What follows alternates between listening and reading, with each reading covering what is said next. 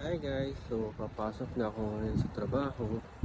Kasi araw-araw dito ako dumadaan dito sa may palayan. Tapos na nga pala sila nag harvest ng palay.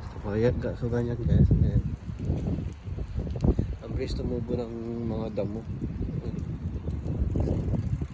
Ayan, so nag-harvest sila dito guys, mabilis lang. Isang araw lang tapos na kaagad dahil sa meron nga sila yung ginagamit na traktor. So bali bali guys, bali last na yata ngayon ng nila pagtatanim ng palay dahil nasa mag-fall na ulit, malapit ng magtaglamig na naman. So kaya